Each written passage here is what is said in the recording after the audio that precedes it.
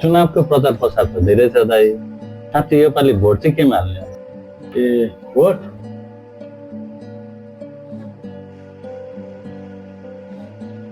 Vote त हाम्रो कोही पुरानो पार्टी त हो नि भाइ।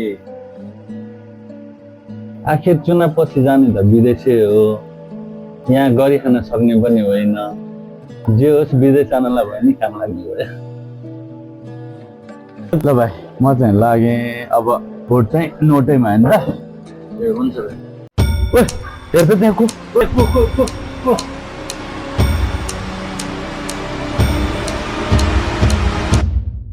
ओए समा समा समा समा समा समा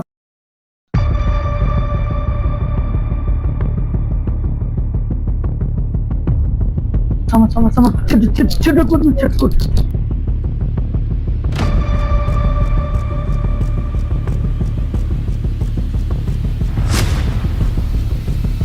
ओए फक, ओए सुन्नुहोस्, फक फक, ओए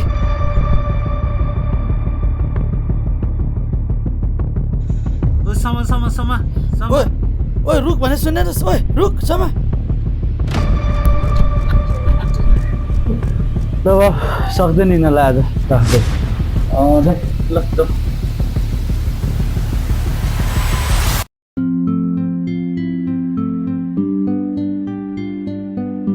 ओए हेर त्यो अहिलेको केटा होइन त्यो? हो दाइ हो। हो है दाइ हो। के हेरेर त के भन्दा चाहिँ सुनाउनु न।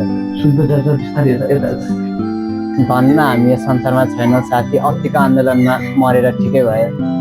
हो नि साथी, हाम्रो यो रगतले भिजिएको माटोमा आज कागजको नोटमा तौलिरहेका छन्। हाम्रो स्वर्ग जस्तो देशलाई नर्क बनाउने मान्छेसँग हामी बस्नुपर्ने थियो। यस्तो निच र स्वार्थी मान्छेहरूको बिचमा एउटै हावामा सास फेर्न नपर्ने भयो, यो नै हाम्रो लागि ठुलो कुरा हो। यी जिउँदा लासहरूसँग हाम्रो सपना कतै छैन। हो नि साथी, त्यसो रहेछ।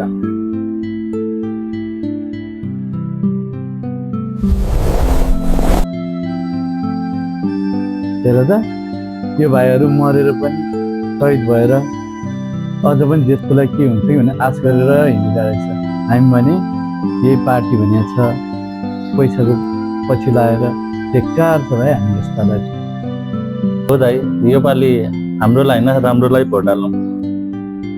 यो पैसा पनि जहाँबाट आएको त्यहीँ दिँदैन दाइ। ठिक छ भाइ, तिमीले राम्रो निर्णय गर्यौ।